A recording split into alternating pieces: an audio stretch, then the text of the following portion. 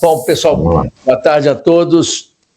Eu queria apresentar para vocês o Leonan Guimarães, nosso acadêmico, participante do nosso comitê, e que tem se dedicado muito ao assunto de uso de energia nuclear para fins pacíficos, e especialmente na geração efetivamente de energia para dar suporte a outras atividades. E uma delas, que tem aparecido com uma frequência ultimamente, é dar suporte aos projetos de data center e outros projetos onde a fonte de energia que pode ser usada é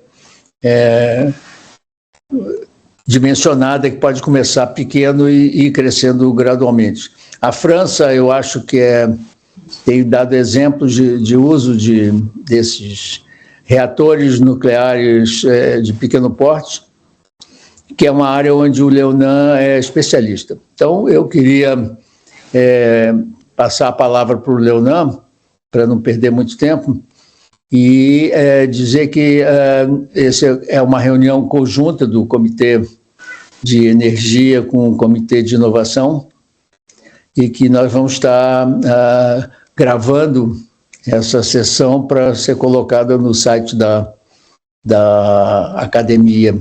Então, logo a Andréa se prontifique a colocar no site.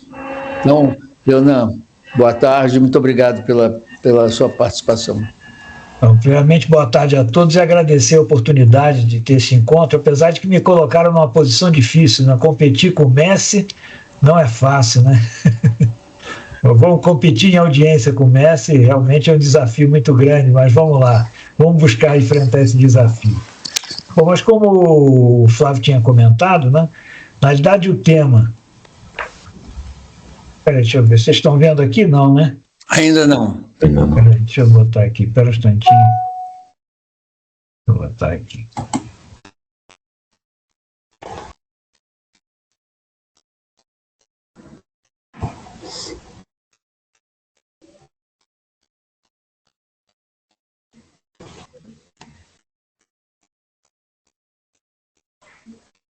Esse negócio estava certinho agora, fiz teste. Estava certinho. Na hora da verdade não funciona. Mas se você quiser mandar lá para a Andréia, ela põe no ar. Poxa, eu tava projetando certinho. Mas deve estar aí atrás, deve estar já aberto, não está não? Agora sim. Chegou. Agora foi? Foi. Está no modo slide? Tá, né? Agora tá. Agora sim. Bom, então voltando assim, eu agradecer esse convite, que é um prazer muito grande estar com vocês aqui essa tarde, né? E como o Flávio introduziu, quer dizer, o nosso foco aqui é falar um pouco sobre o futuro da geração de energia nuclear, levando em consideração uma mudança significativa de paradigma que está havendo na indústria de geração de energia nuclear elétrica, que são o desenvolvimento dos pequenos reatores modulares, né? Então, vou buscar passar para vocês uma visão do panorama tecnológico, regulatório e econômico, né? Considerando o contexto brasileiro.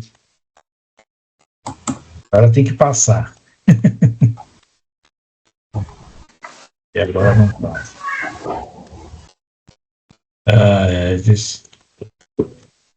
Está sempre algum pepino. Putz. Falta de energia, não? Agora, vamos lá. Bom, então, quer dizer, todos nós, né, a gente vive falando sobre isso o tempo todo, né, sobre a transição energética global. Quer dizer, então a energia elétrica no mundo está atravessando uma transformação muito profunda e é impulsionada basicamente por 3 pilares, né? O primeiro pilar é a descarbonização. A descarbonização no sentido de buscar mitigar as consequências da mudança climática provocada pela emissão de gases de efeito estufa na atmosfera. O segundo ponto é a segurança energética estratégica, né? Esse ponto cresceu muito em importância a partir do exemplo dado da evolução de uma crise, como o caso da guerra da Ucrânia, né? onde se constatou a insegurança energética que viviam vários países da Europa Ocidental, dada a dependência do gás russo. Então, esse aspecto passou a ter uma importância crescente e, com certeza, também a competitividade econômica sustentável. Então, esses três, a energia nuclear, ela volta aí ao centro do debate, né? E oferecendo as suas três características únicas, né? Emissão zero de carbono em operação, alta densidade energética e um fator de capacidade para lá de 90%. Os SMR, eles representam uma evolução necessária, né? Porque a grande crítica que se pode fazer à energia nuclear, feita por grandes usinas, é os aspectos ligados ao financiamento dessas usinas e os riscos financeiros associados à imobilização de um volume de capital muito grande durante muito tempo, né? Quer dizer, então essa energia nuclear, o paradigma atual das grandes usinas, ele dificulta o acesso ao desenvolvimento da indústria justamente por essas características de alto risco financeiro, tendo em vista, volto a dizer, o volume de capital imobilizado durante um período muito longo. Então, os SMR são uma resposta à busca pela flexibilidade, a modularidade e a acessibilidade financeira do século XXI. Para ter uma visão global da energia da geração nuclear no mundo, né? A energia nuclear corresponde por 9% da eletricidade mundial, mas são 25% da geração limpa de base, que é o papel fundamental na transição energética. Existem já uma experiência comercial comprovada desde 1954, onde iniciou a operação da primeira usina de geração de energia nuclear. Existem mais de 400 reatores ativos em operação em 32 países, montando a cerca de 370 gigawatts instalados e mais cerca de 60 unidades em construção, ou seja, novos reatores que estão sendo construídos. E nós vivemos nesse momento numa reversão das políticas antinucleares, né? Especialmente depois do acidente de Fukushima, né? Que levou ao fechamento do programa da Alemanha, do Japão e de outros países como a Suíça. Se sucedeu ao longo do quinquênio posterior, do período de 2016 a 2020, o reconhecimento do papel do nuclear, ou seja, os acordos climáticos destacam a necessidade de energia limpa e firme. E isso chegamos aí no nosso período atual, de 2021 para cá, onde se pode dizer que há um renascimento nuclear, pois múltiplos países estão anunciando a expansão dos seus parques nucleares, e os SMR entram num foco estratégico. Quer dizer, quando a gente fala dessa nova fase, nós estamos falando numa evolução do paradigma industrial de geração nucleoelétrica. Aquilo que a gente chama a geração 1, que vai aí, grosso modo, de 50 a 70, onde você identificava os protótipos iniciais, os primeiros reatores comerciais, ainda com uma tecnologia experimental. Durante a década de 70 a 90, se implantou o que se chama de geração 2, que são reatores comerciais padronizados, que compõem a maior parte da frota global atual. Nessa geração inclui-se Angra 1. Né? E nos anos 90 até o 2020, né, se começou a lançar a geração 3 ou 3 Plus, que são aprimoramentos em sistema de segurança da geração 2, com maior eficiência e uma vida útil mais longa. Né? E hoje nós vivemos a geração 4, que é a busca pela segurança passiva, a modularidade, a sustentabilidade, e nessa geração 4, ela fundamentalmente é composta por pequenos reatores modulares. Quer dizer, o que se espera nessa quarta geração? Primeiro, a redução de custos, né? Uma construção mais rápida e econômica através da modularidade construtiva. A simplificação, ou seja, buscar sistemas menos complexos e mais confiáveis. A segurança intrínseca, né? Com a proteção passiva, sem necessidade de energia externa. E a modularidade, que é a escalabilidade e a fabricação industrial seriada. O que são esses SMR exatamente, né? Quer dizer, um SMR é um reator nuclear compacto que é construído em módulos de fábrica e transportado ao local de operação. A sua faixa de potência é tipicamente da ordem de 50 a 300 megawatts elétricos, podendo, em alguns casos, alguns projetos que a gente vai ver mais para frente, chegar a cerca de 500 megawatts elétricos. Só como uma referência, Angra 1 tem 640 megawatts elétricos e Angra 2, 1.350 megawatts elétricos. Quer dizer, as características principais deles, que a gente já falou antes, que é a fabricação seriada e modular, a instalação simplificada no local, uma menor necessidade de capital inicial e a segurança aprimorada para o projeto.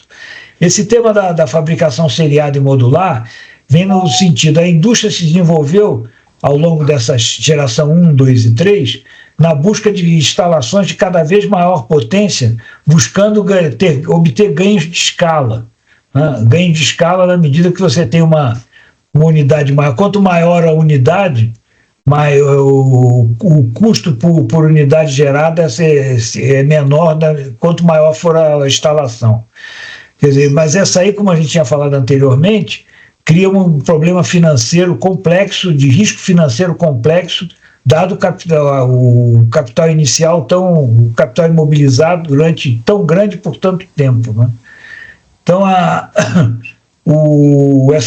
essa mudança de paradigma vem de sair da economia de escala, via tamanho, para a economia de série, via quantidade de unidades produzidas. Né?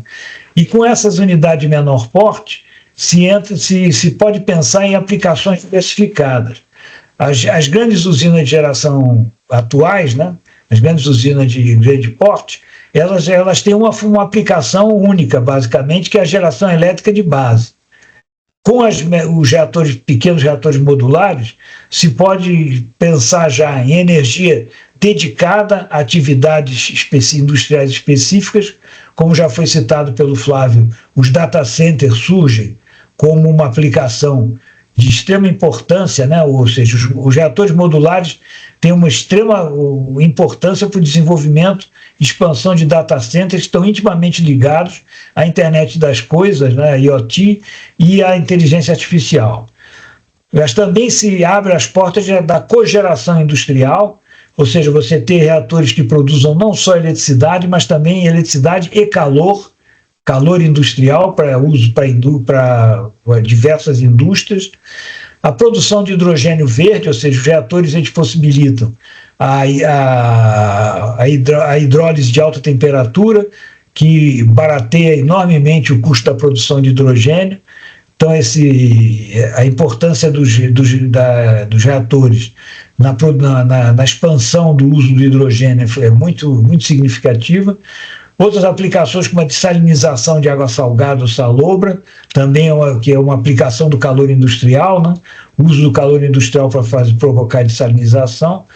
Outros usos que começam a aparecer com bastante força, e a Petrobras hoje já tem saído na mídia várias iniciativas da Petrobras nessa direção, é a geração elétrica dos pequenos reatores modulares para aplicações em plataformas offshore e também até em produção de energia subsea. Né? Essas são aplicações que vêm sendo estudadas, a Petrobras está na vanguarda desse desenvolvimento. Né? E também, evidentemente, sistemas isolados. Né? Sistemas isolados, por exemplo, é o caso típico da Rússia, onde se os pequenos reatores modulares flutuantes abastecem regiões do litoral da Sibéria, locais que são inacessíveis no inverno. Né? Então, e aqui no Brasil nós temos a nossa Sibéria verde, né? Que é a Amazônia, e a Amazônia também é onde residem grande parte dos sistemas isolados do país, que hoje são alimentados por óleo diesel transportado em barcaças fluviais, né? Ou seja, esse tráfego de óleo diesel é uma ameaça ao meio ambiente, afora todos os aspectos ligados à geração de gases de efeito estufa. Ou seja, essa aplicação no Brasil é bastante significativa no caso da Amazônia. E também a aplicação de sistemas autoprodução para grandes consumidores. por exemplo, de usinas dedicadas à alimentação de calor industrial e de eletricidade, a indústria siderúrgica, a indústria do cimento, a indústria da mineração, ou seja, esses pequenos reatores modulares abriram esse campo de aplicação ao qual não era atendido pelas grandes usinas nucleares que buscavam exclusivamente a geração elétrica de base. Quer dizer, comparando os dois casos, né, essas usinas nucleares convencionais, elas são projetos de larga escala, né, com características aí que distinguem do SMR. A sua potência é para lá de 1000, o reator de maior potência em operação no mundo é o reator da Finlândia, de Olkiluoto, na Finlândia, que tem 1.670 megawatts elétricos. A construção é feita em períodos bastante extensos, de 8 a 12 anos, e são realizadas integralmente no local. Existe um capital inicial significativo, pode variar aí de 6 a 10 bilhões de dólares, e requer uma vasta área para sua extensa infraestrutura e sistemas auxiliares. Já os SMR representam uma abordagem inovadora para a energia nuclear, tendo um design compacto e modular, otimizando a construção e a implantação, bem como o próprio despacho da eletricidade gerada. Quer dizer, com a flexibilidade, por exemplo, de 50 a 300 megawatts elétricos por módulo, você permite numa instalação, por exemplo, com três módulos de 300 megawatts, você pode despachar ela a 300, a 600 ou a 900, a plena carga. Ou seja, isso também traz aumenta a flexibilidade do despacho. A construção é um processo que busca ser mais rápido, alguma coisa da ordem de 3 a 5 anos, combinando aí fabricação em condições controladas numa fábrica e a montagem simplificada no local. O custo inicial significativamente menor, né? Estamos falando aí de 500 milhões a 2 bilhões de dólares por unidade, e a sua pegada ecológica é reduzida em até 80% em comparação com as usinas de grande porte. Um SMR ele funciona exatamente da mesma forma que um reator de grande porte, ou seja, a geração de calor no núcleo através da fissão nuclear, ela ocorre em seguida a transferência térmica, com água pressurizada transferindo calor para um circuito secundário, que por sua vez vai gerar vapor, que vai esse vapor acionar uma turbina conectada a um gerador elétrico, e esse vapor é condensado e retorna ao ciclo em circuito fechado. Quer dizer, a condensação de vapor é feita através do circuito terciário, aberto ou fechado. Esse circuito terciário pode ser direto o mar, a água do mar, ou a água de rio ou de lagos, em circuito fechado com torres de resfriamento. E aí aparece um dado interessante, né? Sempre que se representa o nuclear, muitas vezes, sob a forma de uma torre de resfriamento. Mas, na realidade, o parque de 400 usinas nucleares mundial, esse parque mundial de 400 usinas, é mais ou menos 50% a 50%. Metade das usinas são resfriadas à água do mar e a outra metade resfriadas em circuito fechado por torres de resfriamento. Recentemente, até abrindo parênteses, com essa temperatura muito elevada na Europa, a França, por exemplo, que tem mais ou menos meio a meio, metade das suas usinas são situadas em rios, tiveram que desligar ou baixar a potência de algumas usinas porque a temperatura começava a ultrapassar o limite de operação. Então, essa é uma característica, por exemplo, um problema que não existe em Angra, aqui no Brasil, né, nas nossas usinas, que são resfriadas por água do mar. Quer dizer, os primeiros SMR serão certamente de tipo PWR. Por que tipo PWR? Reator água pressurizada. Porque o parque atual de geração nuclear de grandes usinas, 80% dessas usinas são do tipo PWR, reatores água pressurizada. Então existe uma indicação forte que os primeiros SMR deverão ser também desse mesmo tipo, né? E esses, como a gente viu antes, a busca do SMR tipo PWR, a busca pela segurança passiva, quer dizer, buscar resfriar o reator por convecção natural, sem necessidade de energia externa, a construção modular, né, que são componentes críticos, são fabricados em série em ambiente controlado de fábrica e transportados para a montagem final no local, e o ciclo termodinâmico se busca uma sequência otimizada, gerador de vapor, acionamento da turbina, produção elétrica, condensação controlada e recirculação eficiente do núcleo do reator. A segurança passiva é um importante diferencial dos pequenos reatores modulares. Os sistemas convencionais eles dependem de energia externa e de ação humana para refrigeração de emergência. Isso envolve bombas elétricas ativas, geradores diesel de backup e a intervenção dos operadores. Os SMR com segurança passiva, o resfriamento é feito pela lei física natural, basicamente por convecção natural, sem necessidade de energia externa e nem mesmo de ação humana, através da convecção natural da água, da gravidade de diferença de densidade, da contenção submersa ou enterrada, ou seja, o resfriamento pela fronteira exterior dessas unidades. Isso existe um número bastante significativo de SMRs em estado de desenvolvimento no mundo, né? Daqui a gente destaca o NuScale, que é o primeiro SMR que foi licenciado nos Estados Unidos, com um projeto totalmente passivo, o ACP-100, que foi recentemente concluída a sua construção na China, o RTM-200, que é a tecnologia já operacional e usada em aplicações marítimas pela Rússia. Quer dizer, se espera uma previsão de operação comercial em larga escala desses SMR de 2028 a 2035, com alguns projetos pilotos já em fase bastante avançada de desenvolvimento. Quer dizer, hoje existem cerca de 80 projetos de reatores modulares ativos em todo o mundo, isso em 15 diferentes países. E existem aqueles 5 projetos que a gente ressaltou, que já têm licenciamento ou já encontram-se até mesmo em construção, como é o caso das flutuantes russas.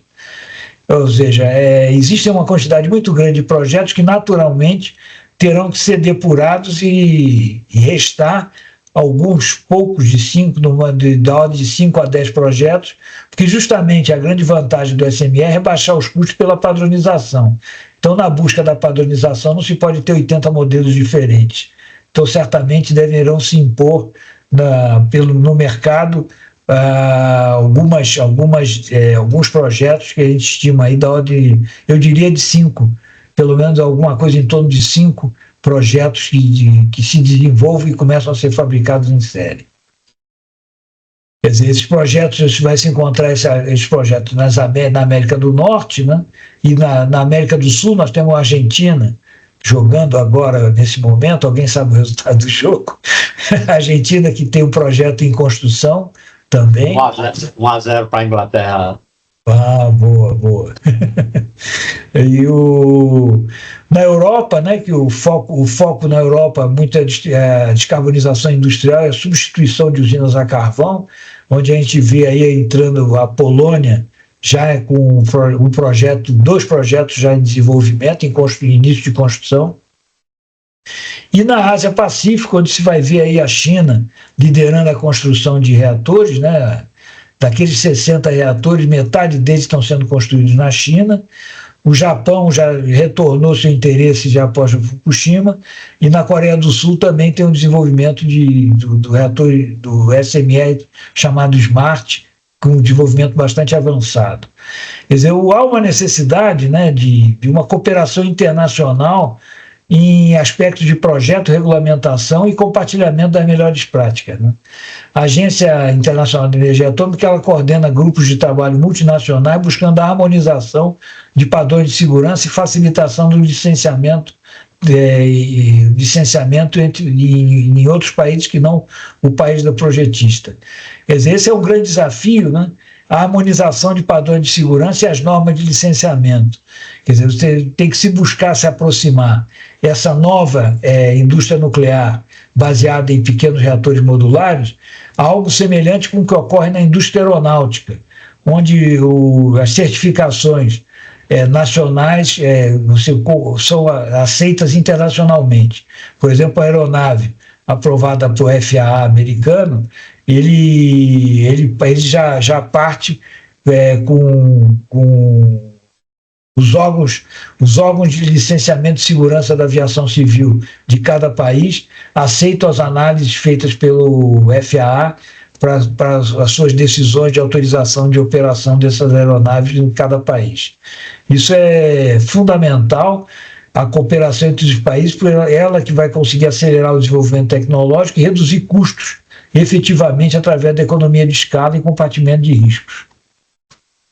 E os SMR no contexto brasileiro, né? Quer dizer, a discussão sobre esses SMR ela já está inserida no âmbito do Programa Nuclear Brasileiro e vai ser encontrada no Plano Decenal de Energia 2035 e no de 2036 também, né? E no Plano Nacional de Energia 2050 e da revisão dele, do Plano Nacional de Energia 2055, que se encontra em aprovação. Envolvidos nesse contexto do SMR brasileiro, se encontra a Eletronuclear, a operadora das usinas de Angra 1 e 2 e construtora de Angra 3, a Amazul, que é a empresa de suporte que dá apoio à Marinha no desenvolvimento da propulsão nuclear naval, a própria Marinha, com a expertise que ela acumulou em reatores compactos para propulsão naval, e a regulamentação de segurança nuclear através da Agência Nacional de Segurança Nuclear. E também já existem vários diálogos técnicos em andamento com os Estados Unidos, com a França, com a Rússia e com a China. Quais seriam as aplicações potenciais no Brasil? A gente já viu, o primeiro é a interligação, diretamente, a conexão desses pequenos reatores modulares diretamente ao Sistema Interligado Nacional, o objetivo de complementar a base firme ao lado de hidrelétricas com flexibilidade para seguir carga e integrar renováveis intermitentes, os sistemas isolados, como a gente falou antes, que é a substituição do diesel na Amazônia e Nordeste, reduzindo os custos de geração termoelétrica e emissões locais e logística de combustíveis fósseis. As aplicações offshore, como a gente falou da Petrobras, que é o suprimento elétrico para a plataforma de petróleo e gás no pré-sal, reduzindo aí a queima de gás e as emissões para a geração elétrica e para também a geração elétrica subsea. Essas são aplicações mais sofisticadas de reatores efetivamente submersos, nada muito diferente do que os submarinos, a propulsão naval de submarinos desenvolvida pela Marinha. Também as aplicações industriais, com a cogeração para a indústria química, petroquímica, siderúrgica e produção de hidrogênio verde. Para a defesa, né, alimentação de bases militares remotas e os submarinos, né? E a autoprodução, que é o fornecimento de energia contínua e fora da rede para grandes consumidores, como data center e indústria de mineração. O marco regulatório é um desafio brasileiro, né? A regulação nuclear envolve múltiplas agências, exigindo aí uma coordenação complexa e sua adaptação das normas de licenciamento para pequenos reatores modulares. Nós temos aí nesse lado da regulação a Autoridade Nacional de Segurança Nuclear, que é responsável pelo licenciamento, fiscalização e controle da segurança nuclear, produção radiológica e gestão de rejeitos, o IBAMA, através dos seus estudos de impacto ambiental e licenças prévias de instalação e operação, a ANEEL, que faz a regulação econômica, né, através da autorização de geração, definição de tarifas e condições de comercialização, e a Marinha criou, há poucos anos, a Secretaria Naval de Segurança Nuclear e Qualidade, que é aquela instituição que vai fazer o licenciamento dos reatores que flutuam, os reatores que estão no mar, complementando assim o escopo da regulamentação juntamente com a Autoridade Nacional de Segurança Nuclear. Quer dizer, existem diversos desafios específicos para os reatores modulares, né? Quer dizer, a aprovação de múltiplas unidades idênticas em um mesmo local, né? Que é um processo que ainda não existe uma padronização de como fazer isso no Brasil, né? É o caso de você ter um local com 5 unidades de com 4 unidades de 250 megawatts, somando um local de 1.000 megawatts, e essas múltiplas unidades implantadas em diferentes cronogramas, né?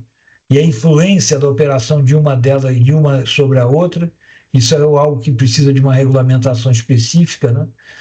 Também a localização não convencionais, por exemplo, o uso dos SMR offshore, alguns casos existem projetos subterrâneos ou em áreas remotas, como é o caso que a gente falou da Sibéria e da Amazônia, vão exigir também novos critérios de segurança e de exclusão de proteção local, a harmonização entre a licença nuclear, ambiental e econômica para reduzir prazos e custos, né? Esses 3 licenciamentos, o nuclear, o ambiental e o econômico, né, como é o caso da ANEEL, precisam ser harmonizados e coordenados, né? E a adoção dos padrões da agência e o benchmark com a Nuclear Regulatory Commission, por exemplo, americana, e a Comissão Nacional de Segurança do Canadá. É uma necessidade urgente, né, criar um marco regulatório específico para a SMR no Brasil, equilibrando aí segurança e agilidade. Esse é um desafio que se coloca em todo o mundo, né?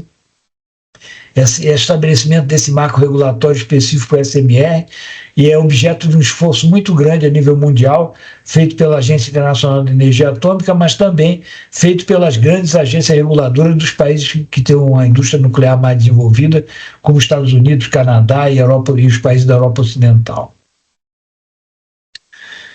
Para esses pequenos reatores modulares, também tem que se criar novos modelos de negócio e propriedade desses reatores, né? Quer dizer, o modelo estatal, que seria a operação pela eletronuclear, seguindo o modelo de Angra 1, 2 e futuro de Angra 3, envolveria o controle público total, e a limitação de investimentos, porque o Estado não tem recursos para fazer esses investimentos, né? Então, a busca por parcerias público-privadas, através de compartimento de riscos e investimentos entre Estado e setor privado, com a divisão de riscos financeiros e agilidade na execução, e consórcios corporativos, né?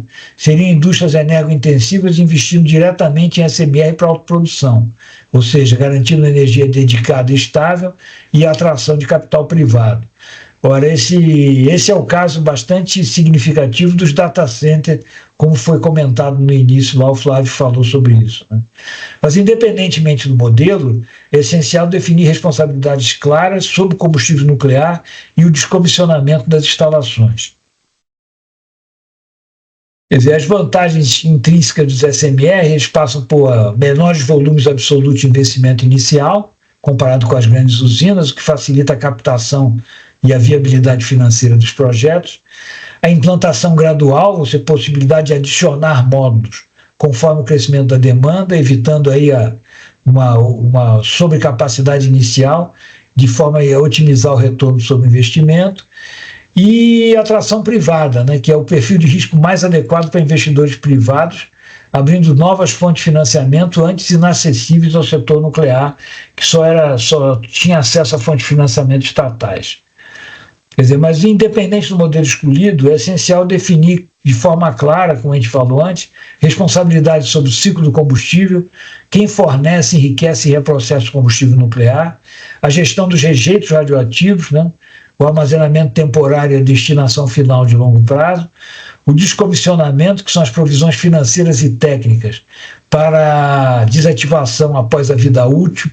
O caso da vida útil, as usinas de geração 2 foram projetadas com uma vida útil de 40 anos, mas em todo o mundo, inclusive no Brasil, no caso de Angra 1, essa vida útil vem sendo estendida para 60 anos, já houve essa extensão de vida no caso de Angra 1 aqui no Brasil, mas nos Estados Unidos existem algumas usinas que já têm a vida útil estendida a 80 anos.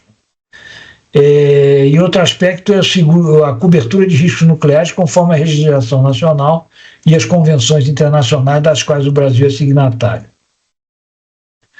Quando se fala de investimentos, né, quer dizer, as primeiras unidades, os first of a kind, têm custos mais elevados, né? O N of a kind são as unidades de série que ganham economia de escala. Quer dizer, nesse caso, o CAPEX dos SMR pode se reduzir drasticamente após 5 ou 10 unidades construídas. É o que se pode observar nessa avaliação, e a comparação com a energia eólica e o gás natural.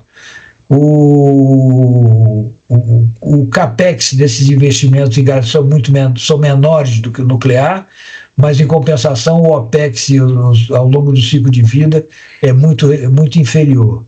Quer dizer, daí a vantagem competitiva que esses pequenos reatores modulares possam vir a ter em comparação com o gás natural e com as demais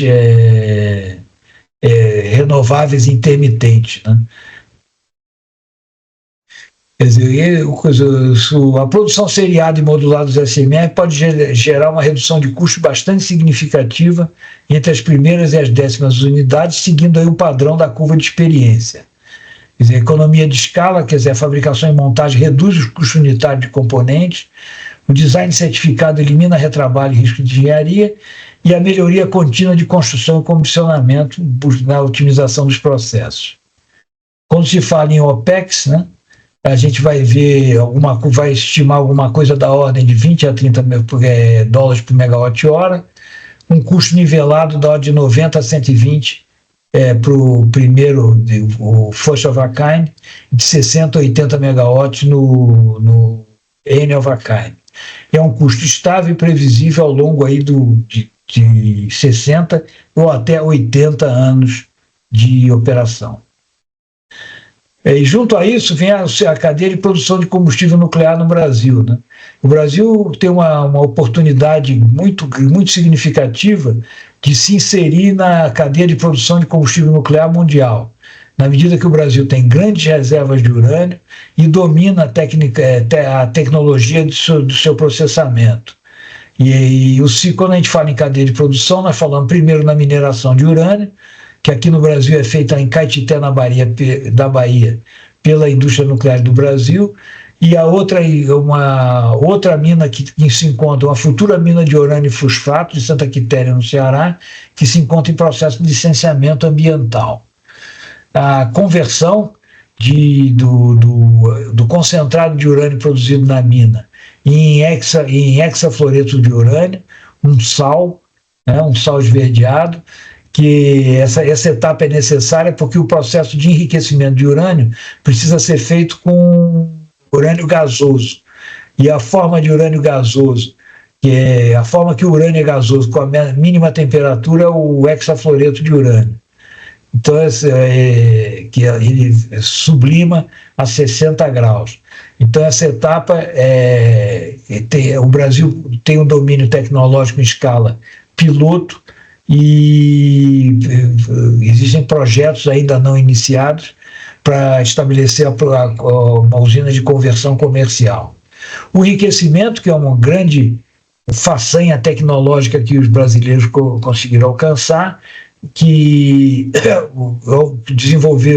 onde foi desenvolvida uma tecnologia nacional de ultracentrifugação, as usinas de produção de enriquecimento ficam em Resende, no Rio, né, próximo ao Rio, no estado do Rio de Janeiro, e o enriquecimento foi desenvolvido pela Marinha na busca visando a produção de combustível nuclear para o submarino, para a propulsão do submarino nuclear, mas o spin-off desse desenvolvimento é a implantação da usina comercial de enriquecimento da ENB, que atende às necessidades de Angra 1 e 2, ainda de forma incompleta, mas com projetos de expansão para criar a autossuficiência. E a fabricação dos elementos combustíveis, né, porque o hexafluoreto, depois de enriquecido, ele tem que ser reconvertido ao seu estado de óxido de urânio para se fabricar pastilhas cerâmicas que, por sua vez, vão ser inseridas num conjunto mecânico chamado elemento combustível. Essas etapas são feitas em Resende também, no Parque Industrial da INB, onde se produzem os elementos combustíveis para Angra 1 e 2. Quer dizer, o Brasil tem um domínio tecnológico completo, demonstrado, né, para o enriquecimento na faixa de 4 a 5%, que é o low enrichment de urânio, para usinas convencionais, e também até o limite do low enrichment de urânio, que é 20%, para reatores de pesquisa navais e para os próprios SMR, que na sua grande maioria utilizam esse combustível com enriquecimento mais alto da ordem de 20%, o que constitui mais uma oportunidade importante para o Brasil se inserir no mercado internacional, não só do fornecimento do combustível de 4% a 5%, mas também no combustível até 20%, dado que existem instalações, inclusive, licenciadas no Brasil para essa produção. Quer dizer, o Brasil tem um grau de nacionalização até esse enriquecimento de 5%, suficiente aí para os PWR convencionais. A expansão para 20% é um potencial a ser desenvolvido, aumentando a autonomia estratégica e aproveitando a demanda futura dos SMR. Com termos de capacidade instalada, já tem a capacidade de produção de 400 toneladas ano em Caetité. O enriquecimento, existe uma capacidade instalada de cerca de 120 mil unidades de trabalho separativo ano, que correspondem, grosso modo, a cerca de 70% das necessidades de Angra 1, e a capacidade de fabricação, que dá de 40 toneladas de urânio ano em elementos combustíveis, aquela estrutura mecânica na qual ficam armazenadas, suportadas as pastilhas cerâmicas de óxido de urânio enriquecido. Quer dizer, como a gente já falou antes, a INB opera as instalações de mineração beneficente de Caetité, e o enriquecimento e a fabricação do combustível em Resende. A conversão ainda é feita totalmente no exterior. Quer dizer, essa integração vertical da INB permite aí o maior controle de qualidade e segurança de suprimento. Quer dizer, a implantação dos SMR no Brasil, ela pode impulsionar toda uma cadeia industrial nuclear, gerando oportunidades em inúmeras áreas, né? Em componentes, no fornecimento nacional de componentes mecânicos, participação de unidades de universidades e instituições científicas e tecnológicas, né, na pesquisa, inovação e formação de recursos humanos, serviços associados à manutenção especializada, inspeções, retrofits, empresas nacionais certificadas, a instrumentação, a fabricação de estruturas metálicas e o próprio combustível com a produção local. Tudo isso é inserido naquele conceito da nova industrialização do Brasil. É uma oportunidade muito significativa que o Brasil tem, dado os recursos naturais existentes no país e os recursos tecnológicos desenvolvidos ao longo das últimas 6 décadas. Quer dizer, existem a possibilidade, muitos estudos indicam a possibilidade em projetos de SMR se chegar a cerca de 60% a 70% de conteúdo nacional, incluindo aí todas essas etapas, e também se considera aí na cadeia, o Brasil pode se posicionar como fornecedor regional de tecnologias e serviços nucleares para a América Latina, exportando engenharia, projetos, componentes e combustível. Quer dizer, hoje na América Latina existem 3 países que operam usinas nucleares, que é o Brasil, o México e a Argentina, mas existem outros países que têm tomado várias ações no sentido de implantar um programa nuclear também, que é o caso da Colômbia, do Chile e do Peru. E da Bolívia também, que a Bolívia implantou um centro de nuclear de pesquisa, mas é o primeiro passo para ceder à geração nuclear nesses países. E o Brasil pode ter um papel importante como fornecedor regional de materiais e serviços para esses programas de outros países da América Latina. Quer dizer, a energia nuclear ela é reconhecida internacionalmente como uma fonte limpa e sustentável e atende aos mais rigorosos critérios ambientais, sociais e de governança. Só por exemplo, né, os indicadores de ESG da indústria nuclear, as emissões são emissões ao longo do ciclo de vida, da ordem de 12 gramas de CO2 equivalente por quilowatt-hora gerado, comparável às emissões de energia eólica e inferiores à energia solar. O uso do solo é o menor footprint, a menor pegada ecológica por megawatt-hora gerado. Ele tem a possibilidade de geração contínua, ou seja, mais de 8.000 horas ano de operação, sem os problemas da intermitência associados às energias renováveis, e a gestão de resíduos, na medida que os resíduos são gerados em quantidades muito pequenas e o que permite seu total controle sobre eles. Quer dizer, a energia, se a gente fizer as emissões de carbono comparativo, né, a gente vai ver que a nuclear se posiciona numa situação bastante similar à da energia eólica, o que dá uma medida da importância, da necessidade dessa energia para a descarbonização. E existem os SMR, eles não competem com a energia solar e eólica, eles complementam a energia solar e eólica, oferecendo a estabilidade e flexibilidade ao sistema. E em termos de geração de base, né, o nuclear opera 24/7, garantindo esse suprimento constante, quando as renováveis estão indisponíveis. E segmento de carga, né, os SMR modernos podem variar a potência por módulo para acompanhar a demanda e intermitência das energias renováveis, e ele dá estabilidade ao grid, através da inércia síncrona e controle de frequência, que são essenciais para os sistemas com alta penetração de energia renovável, né? O caso do apagão da Espanha é bastante clássico, e aquele caso do apagão que houve na região Nordeste também, é toda a discussão que tem se tomado na busca por essa estabilidade do grid, na medida que a penetração da energia renovável intermitente vai aumentando. Quer dizer, podemos identificar algumas perspectivas e próximos passos para o Brasil. O primeiro deles é o marco regulatório, né?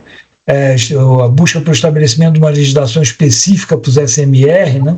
Isso é uma atividade que se encontra em andamento, com todos os órgãos envolvidos, né, na busca do estabelecimento desse marco regulatório específico que permita a expansão dos SMR.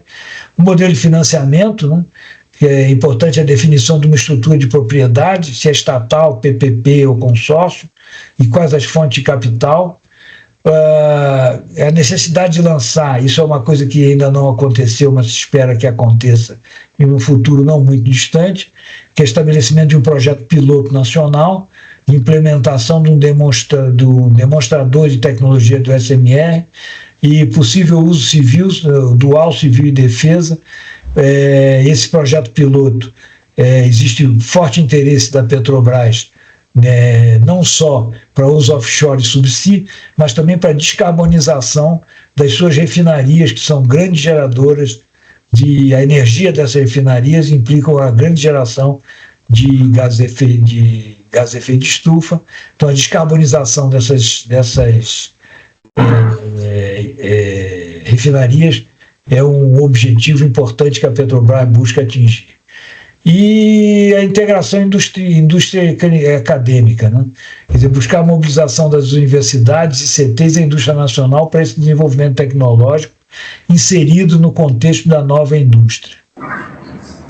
Quer dizer, o Brasil tem um grande potencial de liderança regional, porque ele reúne uma combinação única de expertise técnica nuclear, domínio da cadeia do combustível, necessidade energética diversificada.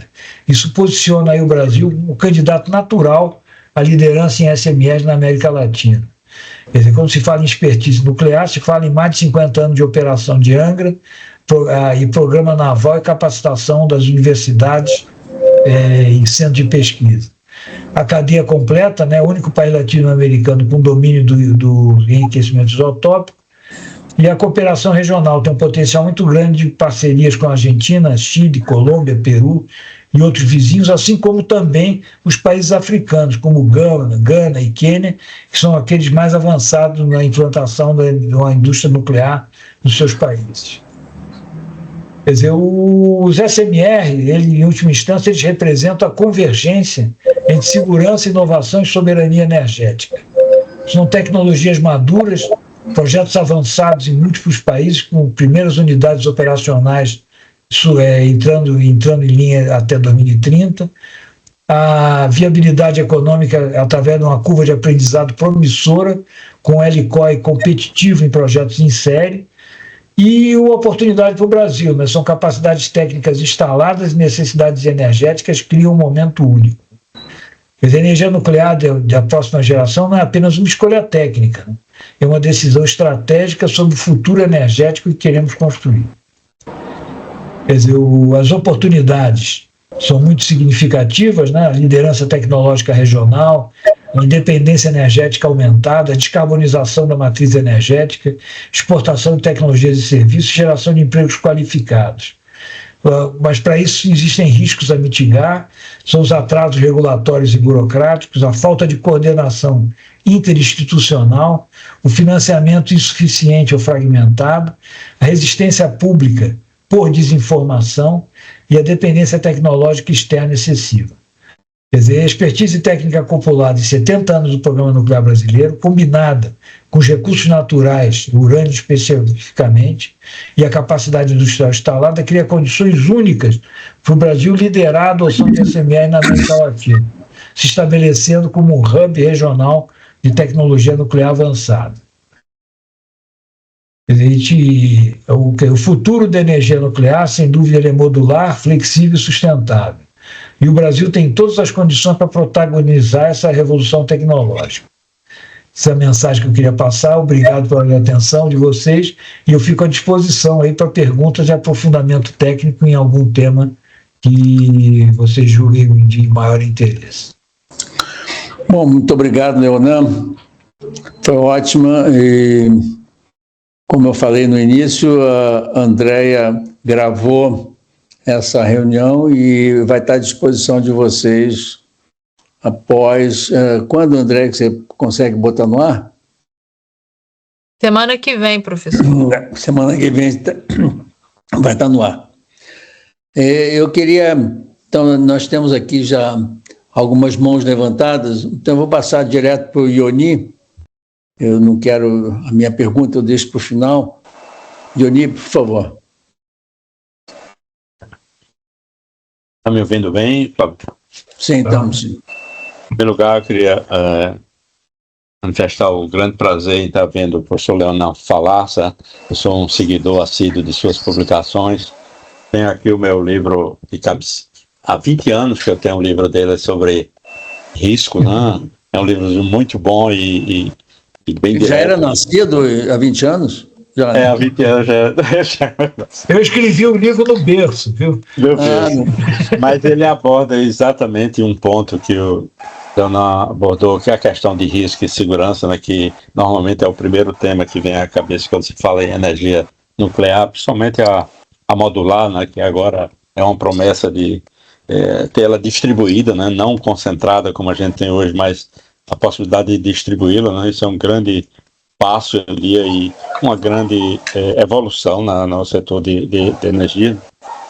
Eu anotei algumas questões, são bem diretas, mas gostaria muito de ouvir a opinião do professor Leonan. Primeiro é o seguinte, a questão gostei muito de ver que a questão da segurança, que sempre, eu diria, alarmou muito, né, estaria resolvida, né, já que o conceito de segurança passiva. Eu antes só conhecia a questão das barras, né, o recolhimento das barras que controla o reator por gravidade, né, que isso evitaria algum dano maior, mas agora me parece que tem a segurança passiva, ela envolve o próprio esfriamento, né, quer dizer, não dependeria mais aquele problema que houve em Fukushima, por exemplo, de falta de resfriamento por falta de energia nas bombas, isso não ocorreria mais, né? Eu entendi que esse assunto estaria resolvido, né? Eu teria algumas questões bem diretas, professor Leonan. Primeiro é o seguinte, há algum desenvolvimento para o CILT, porque o SMR é muito caracterizado pela modularidade, né? Mas por ele ser modular, é possível ele ser móvel? Ou seja, existe algum projeto em andamento para SMRs móveis que possam ser facilmente deslocados de um sítio para outro? Muito bom. Eu agradeço essa pergunta, porque é uma coisa que eu acabei não entrando nesse mérito, né? Mas existem alguns projetos de SMR que são exatamente móveis nesse sentido que você está falando, né? E projetos bastante avançados, né? Porque financiados pelo Departamento de Defesa americano, né? Existe o interesse do americano de ter a experiência deles de operações a nível mundial, né? É muito difícil levar energia elétrica para o teatro de operações militar, né? E os equipamentos militares também, eles têm aumentado muito, muito fortemente o seu consumo de energia, né? A gente vê esses equipamentos consomem muito, e alimentar esses equipamentos no campo é um desafio muito grande, especialmente pela logística de fornecimento de combustível, né? Então, eles julgam de extrema relevância, estão investindo pesado, isso deve ficar... Já tem unidades em operação de pedir SMRs, aí não é bem SMRs, são micro-reatores, né? Na faixa aí dos 5 aos 50 megawatts, né? Que são transportáveis por caminhão, né? Um container, né? Eles cabem dentro de um container padrão, podem ser transportados por caminhão, e já houve até experimento de transporte desses reatores por avião, né? Recentemente foi feito um teste usando aquele Globemaster, aquele maior avião de transporte americano, transportar esses reatores, né? Então isso aí realmente é um desenvolvimento dos mais avançados hoje, né? E isso abre uma possibilidade enorme, né? Especialmente no caso de alimentação de energia em locais remotos, né? Quando se fala também em mobilidade, a gente está falando de mobilidade terrestre, no caso dos caminhões, dos containers rebocados por caminhões, aérea, né, que os americanos já vêm testando o transporte aéreo desses reatores, né, em aviões de transporte, mas também tem os reatores flutuantes, né, montados em barcaças flutuantes, autopropelidas ou não, né, muitas vezes não são sem propulsão, que nesse caso existe já uma unidade em operação na costa da Sibéria, que alimenta um complexo industrial de mineração, e também vem sendo desenvolvido com bastante empenho com a China também, tem um desenvolvimento nessa área com bastante ênfase, porque para eles interessa muito levar essas usinas de geração de energia para as ilhas do Mar do Sul da China, que é bastante contestado hoje entre a China, a Filipinas, Vietnã, né? É uma região quente, vamos chamar assim, né, do mundo, que a China tem tomado para ocupar as ilhas que eles praticamente construíram ilhas artificiais e estão levando geração elétrica para essas ilhas através de instalações flutuantes. Então, quer dizer, objetivamente respondendo a sua pergunta, existem sim projetos de reatores que são transportados por terra, por mar e por ar até, né? Muito bom. Só continuando, eu tenho mais duas questões que são rápidas, né? Uma é a seguinte: na apresentação eu vi que todas as iniciativas no Brasil são ou estatais, ou PPPs, ou consórcio, alguma coisa. Existe alguma previsão ou algum projeto privado em andamento? Agradeço muito a questão também, que é uma coisa que eu acabei não colocando na apresentação, mas é de suma importância, né? Na verdade, tem uma empresa privada brasileira, a Diamante. Diamante é operadora do complexo de geração de carvão Jorge Lacerda, em Santa Catarina, né? Essa empresa ela está em parceria com uma grande parceria formada que envolve a Amazul, a Marinha, as universidades, Instituto de Pesquisa da Área Nuclear, de desenvolvimento de uma unidade crítica de um micro-reator nacional, né? Esse projeto se encontra em andamento. Esse micro-reator vai ser instalado inicialmente no Instituto de Engenharia Nuclear, no campus da UFRJ, né? E é um projeto que encontra em andamento, está bastante quente, né? Ontem mesmo estavam discutindo a análise de segurança desse reator, porque ele fica muito perto de rota de avião, né? Que fica do lado do Galeão, né? Então, como é que a gente estudar esse tema, né? Mas esse projeto é bastante, não só importante por ele em si, mas pela organização que foi feita para ele botar, justamente com essa participação privada e o apoio da FINEP, também o aporte de recursos da FINEP com a contrapartida de aporte de recursos de uma empresa privada, né? Então, acho que isso é uma mudança muito grande de paradigma aqui no Brasil. Acompanhamos, espero ter mais notícias. Podemos dedicar aí um dia, Flávio, para fazer uma apresentação desse projeto especificamente, né? Acho que seria de bastante interesse para os membros da academia. Obrigado. Só mais uma questão, Flávio, se me permite, é muito rápida. Claro. Queria que o professor Leonel comentasse também sobre... Foi mostrado aí que a questão da segurança, né? E eu vi um dado que eu achei surpreendente, que era que a eólica tem mais fatalidade por quilowatt gerado do que a nuclear. Tá? Ou seja, quando você compara volume de mortes durante a construção, a operação dos parques eólicos por quilowatt gerado, ele é superior. Se você pudesse comentar sobre esse aspecto se isso é verdade, né? Só uma pergunta boa, obrigado por essa pergunta também. Esse caso específico, né? Existe o Instituto Paul Scherrer, na Suíça, né? É um grande instituto de pesquisa tecnológica, né? Bastante respeitado no mundo todo, né? Ele mantém ao longo de muitos anos, de décadas, né? Eu não sei exatamente, lembro exatamente desde quando começou a ser feito isso, periodicamente estudo comparativo justamente desse número de fatalidades por megawatt-hora gerado, né? E eles analisam todas as fontes, né? Existe esse banco de dados lá, né? Eu posso depois até passar a referência para o senhor, é fácil baixar da internet, o último relatório, e realmente essa constatação paradoxal, né? A fonte de energia que tem menor fatalidade por energia gerada é a energia nuclear, com um resultado muito melhor que a eólica, que a hidroelétrica, que até o combustível fóssil, né? Isso se deve a dois fatores, eu acredito. O primeiro fator é a própria segurança intrínseca que as usinas nucleares têm, contrariamente à percepção pública, né? Quer dizer, são instalações intrinsecamente seguras, né? Foram projetadas com uma preocupação com segurança que não existe nas outras tecnologias, né? E também pela densidade energética, né? Em pequenas áreas, em pequena pegada ecológica, como tinha falado, se produz uma quantidade enorme de energia, né? Então isso aí, quando entra nessa estatística, vai levar a essa conclusão paradoxal que a nuclear é a energia mais segura em operação. Para encerrar, Flávio, se me permite, é só um comentário. Eu queria só citar um caso emblemático nosso, brasileiro, aqui no Nordeste, que é a ilha de Fernando de Noronha, né?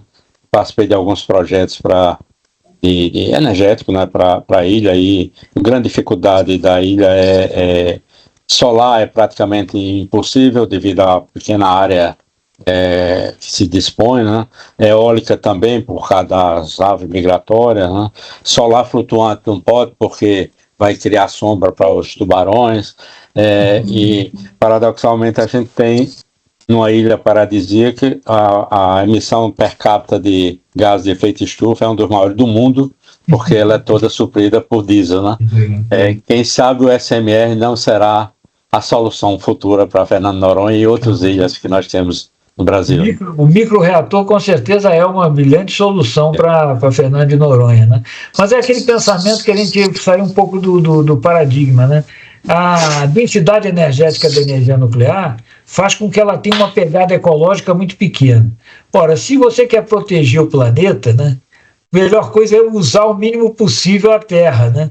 Então, a tecnologia que minimize o uso do solo e do subsolo são aquelas que efetivamente estão contribuindo para preservar o planeta, né? Quer dizer, eu falo do solo, mas também do subsolo, porque se considerar a quantidade de materiais, de minerais que são utilizados por megawatt-hora gerado ao longo do ciclo de vida, comparar o nuclear com a eólica, com a solar, com as próprias energias fósseis, é uma diferença enorme, né? Então, quer dizer, eu acho que o credo ambientalista mais efetivo se você quer proteger o planeta, use ele o menos possível, certo? E quando fala o uso, seguir do solo e do subsolo, né? Ok, muito obrigado, Flávio, pela oportunidade. Parabéns, professor Leonel, pela maravilhosa palestra, certo? E parabéns a Anne por essa live. Muito obrigado. 2 comentários rápidos antes de passar a palavra. Watanabe está com a mão levantada. É o seguinte, eu vivo insistindo com o Leonan para ele criar uma startup para produzir... agora, você encontrou o teu parceiro, o Ioni. Então, por que vocês dois não criam uma produção de microreatores? E aí pode instalar em Fernando de Noronha. Vai fazer a concorrência diamante, pô. Watanabe, por favor. E o Nelson, eu quero só mencionar que o Nelson está aqui olhando, escutando, escondido, e vou depois, no final, dar a palavra para ele. Watanabe, por favor. A Argentina virou o jogo, está 2-1 agora, né? Está 2-1 Argentina? Argentina. Virou. Deixa eu só vou pedir desculpa para vocês, que às 6h30 eu tenho que encerrar, porque surgiu um compromisso, mas até às 6h30 eu estou disponível. Então, tudo bem. Vamos lá, Watanabe, por favor. Tá, rápido. Muito boa a palestra, deu para ter uma ideia geral do SMR, mas você falou de uma coisa que me pareceu que não bate bem, que a solar e a eólica, as renováveis, são muito variáveis. E que a nuclear, com SMR, poderia complementar. Mas, ao mesmo tempo, você falou que ela é boa para geração de base, que é o caso de, por exemplo, Angra 1 e 2, que fica lá no 2 GB direto, dia e noite, está ligado, fica constante. Não consegue fazer a variação para compensar as nucleares. Eles são muito lentos. Eu já vi dizer que o SMR é mais rápido para fazer essas variações. Ele conseguiria, por exemplo, acompanhar o Sol caiu de repente, a nuclear, quanto tempo ela leva para subir ou baixar a potência? As usinas, obrigado também por essa pergunta, que eu acho que é um ponto bastante importante, né? As usinas de grande porte, né, que cresceram na escala, na busca para reduzir o custo do megawatt-hora gerado, através das instalações de cada vez maior capacidade, né? Essas instalações, realmente, elas têm bastante limitações para fazer segmento, não fazer segmento de carga. Não é que não possa fazer segmento de carga. Por exemplo, no caso da França, 75% da geração elétrica é nuclear. Então, evidentemente, as sazonalidades até do dia a dia e ao longo do ano, né, obrigam a fazer o segmento de carga, as usinas, uma parte das usinas francesas fazerem segmento de carga. Então, existem algumas usinas lá que são adaptadas especialmente para fazer segmento de carga. Lembrando que o segmento de carga, ele implica numa queima ineficiente do combustível, né? Então, deve evitar ao máximo fazer isso, mas, por exemplo, no caso da França, tecnicamente isso é possível. Mas quando a gente vai para o SMR, se abre uma outra possibilidade de seguir carga em degraus. O que eu falo seguir carga em degraus? Por exemplo, você tem uma usina, uma central com 5 reatores de 200 megawatts, né? Então você está operando a plena carga com 1000 megawatts.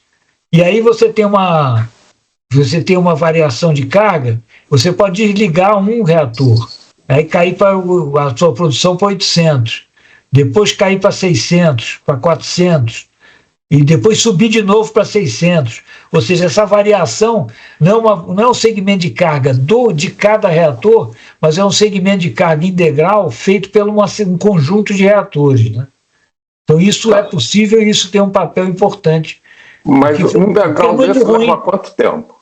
Como? Desculpe. Um degrau desse precisa de quanto tempo? O degrau, no caso do SMR, esses degraus são muito rápidos, né? E a mostra que eles podem ser rápidos é o caso da propulsão naval, né?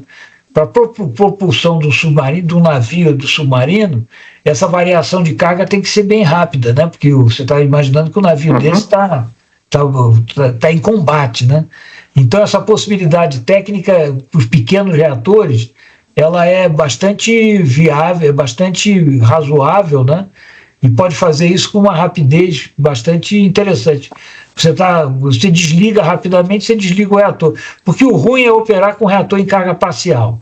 Quando você opera em carga parcial durante muito tempo, é uma maneira muito de desperdiçar combustível, vamos chamar assim, né? Então você deve evitar operar em carga parcial.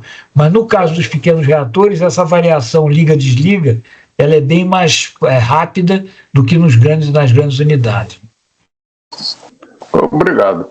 Mais uma dúvida que eu tenho. Uma vez estava numa conferência e tinha um pessoal lá especializado em, basicamente, dar um tratamento na usina, para depois que para, né, era um pessoal de concretar aquilo tudo, e eles diziam que era para 100 mil anos, que era para garantir que depois, o dia que abrir, já não está tudo sem radioatividade, né?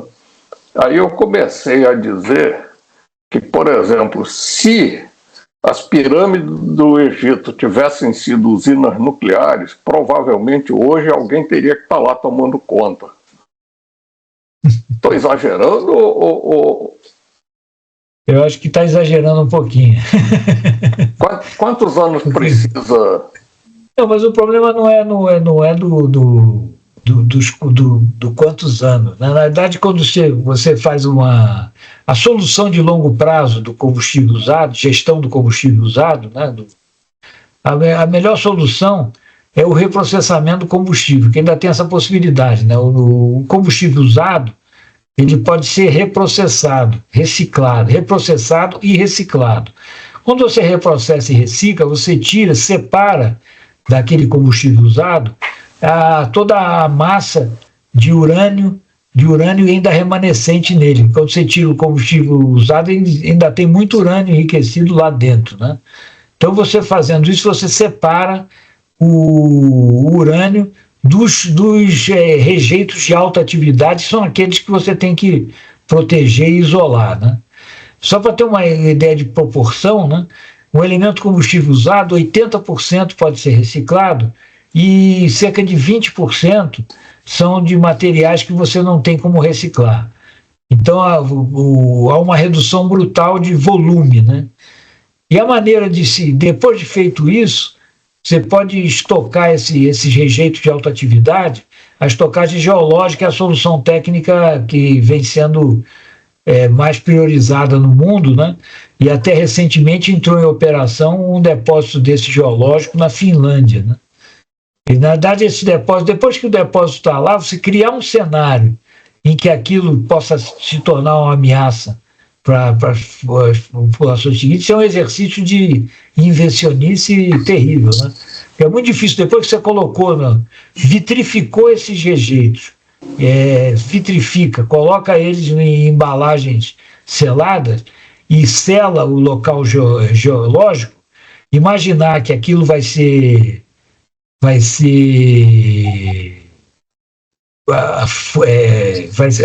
vencida todas essas barreiras, de jeito que esses elementos possam vir a causar algum mal às pessoas, são cenários muito irrealistas que possam gerar essa situação, né? Eu acho que a manutenção vigiada deles, ela se esgota já no momento que você fechou, colocou aqueles materiais lá dentro e fechou os acessos a ele dentro de uma camada impermeabilizante, de forma que a maior ameaça seria a desviação desses materiais ao longo do tempo, né? Mas você conseguindo botar em locais impermeáveis, que é a solução, por exemplo, da Finlândia, que a Suécia está construindo também, é uma solução técnica adequada que não transfere risco significativo para gerações futuras, né? Bom, queria interromper aqui um instantinho. Nós temos só 10 minutos. Eu tenho 2 perguntas na mesa, então os outros que não fizeram perguntas podem fazer perguntas, a gente manda para o Leonan responder posteriormente. Então, eu tenho agora o Roberto Tadeu, Erivelto, e eu ainda queria um minutinho para... Eu queria um minutinho para o Nelson poder fechar a reunião. Então, Roberto, por favor. Professor Leonan, o senhor está me ouvindo? Só para ter certeza. Sim, estou ouvindo. Ótimo. Parabéns, então, pela palestra, pela apresentação. Eu tenho uma pergunta apenas com relação à regulação. O que o senhor acha que está impedindo que o marco regulatório seja aí definitivamente liberado, né? Porque eu entendo que o marco regulatório, sem a publicação de um marco regulatório, muitas atividades ficam meio que trancadas, né? Qual é a opinião do senhor a este respeito? O senhor acha que ele sai ainda este ano ou as coisas poderão avançar sem um marco regulatório definido? Esse marco regulatório, na realidade, ele é um problema que extrapola nós aqui no Brasil, né? Esse marco regulatório é uma necessidade internacional, né? Até conceitualmente, os SMR vão ser fabricados e colocados em locais, em vários locais, você tem que ter um marco regulatório internacional, né? E esse marco regulatório internacional vem se fazendo um grande esforço para fazer, mas ele tem que se buscar efetivamente que esse marco regulatório favoreça, seja uma abordagem de gestão de risco, abordagem gradual. Porque você, por exemplo, o marco regulatório mundial, no mundo todo, inclusive aqui no Brasil, estabelece como zona de exclusão uma distância de 15 quilômetros da usina. Isso não independe hoje da potência da usina. Então, manter esses 15 quilômetros para um reator pequenininho não faz muito sentido, né? Isso é um exemplo. Concordo. Que dá e assim como esse exemplo, existem outros casos, outras situações técnicas, onde você tem que adaptar, porque se você reproduzir o marco regulatório atual, você vai perder todas as vantagens para viabilizar economicamente os SMR. Então você tem que mudar um pouco o paradigma, né? Na medida que você está lidando com instalações de baixo nível de risco, muito mais baixo do que as instalações de grande porte, né? Tem que adaptar esse normativo. Então, é um esforço que envolve toda a comunidade internacional, né? Inclusive que se espera que essas licenciamentos, certificações, sejam válidas, um país aceite a feita pelo outro país, né? Ok. Dá uma ideia da complexidade de costurar isso aí, e sem dúvida esse é o grande, enquanto isso não estiver razoavelmente delineado, ninguém vai investir pesado no reator, né? Entendi. Eu estou acompanhando lá o Fórum de Reguladores, então, eu agradeço a resposta do senhor, não quero mais tomar o tempo, muito obrigado, parabéns, viu? Então, muito obrigado, Roberto. Erivelto, última pergunta, e depois eu passo para o Nelson fechar. Ok. Parabéns aí ao Leonan, que eu acho que é uma das maiores autoridades na área de energia nuclear, e parabéns também a Ana por essa oportunidade da gente estar recebendo essa aula aí. A minha pergunta é muito simples, Leonan. Nós que somos, vamos dizer, praticamente a favor de ter essa tecnologia aí eu lhe pergunto, você como especialista, quais são realmente as desvantagens hoje de ter essa tecnologia operando? Você diz a desvantagem do quê? Seria dos SMR que você está se referindo? É porque é o seguinte, toda tecnologia tem uma vantagem e tem uma desvantagem. A gente só falou das vantagens. Então, como especialista, deve ter alguma coisa que não seja vantajosa, e por isso que esse negócio às vezes não vai para frente, porque alguém vê algumas desvantagens e começa a atuar contra. Aí eu queria somente ter uma ideia, assim, por exemplo, o resíduo, quais são as desvantagens que tem dessa tecnologia? Ou só tem vantagem? Não, nada na vida tem só vantagem. Se eu dissesse isso, eu estaria mentindo, né? Mas menos que desvantagem, eu diria que o grande impedimento para o desenvolvimento dessa tecnologia é a percepção pública, né? A percepção de risco, né? Por exemplo, a energia nuclear é o pior caso de marketing da história, né? A humanidade tomou conhecimento da sua existência através do Holocausto de Hiroshima e Nagasaki. Então, essa imagem E qualquer coisa nuclear inspira muito medo, né? E essa inspiração, como inspira medo, as pessoas tendem a se afastar, né? Quer dizer, o grande desafio é conseguir passar ao público quais são os reais riscos associados. Essa pergunta, por exemplo, que o Watanabe tinha feito dos rejeitos, né, de longo prazo, né, é uma percepção de que isso vai ser um risco daqui a 100 mil anos. Isso não é verdade, não é racional pensar dessa forma, né? Não faz sentido. Mas é assim que uma grande parte da sociedade pensa, né? Mas isso a gente pode perceber que está mudando, né? As gerações mais jovens, né, elas são muito mais abertas e muito menos expostas a esse sentimento de medo do que os mais velhos, né? Eu diria que a grande desvantagem é a necessidade de uma mobilização social, né, de uma relação, da busca pela aceitação pública, que torna todo o processo muito difícil, né? Muito complexo e com muito risco. E os empreendimentos acabam tendo muito risco, né? Por causa dessa percepção social negativa que se reflete aí em problemas. Por exemplo, a mina de Caetité, a mina de Santa Quitéria, que eu falei que está em licenciamento, sabe há quantos anos ela está em licenciamento? Há 10 anos. E até hoje não conseguiu a licença prévia do IBAMA. Mas por que não conseguiu? Cada hora tem um impedimento, aí aparece uma comunidade local, os índios, aí alguém diz que tem urânio na água, mas é claro que tem urânio na água. O urânio é natural, ele está lá, por isso que você vai querer tirar o urânio de lá, né? Isso é só o exemplo que eu cito da percepção, como as coisas podem se dificultar e como os custos podem se elevar muito, né? E essa eu classificaria com a maior desvantagem, são os custos adicionais decorrentes dessa percepção pública negativa. Bom, Leonardo, desculpa eu estar cortando você, que falta 1 minuto para as 6h30. Nelson, por favor, deixa eu chamar o Nelson para fechar a reunião.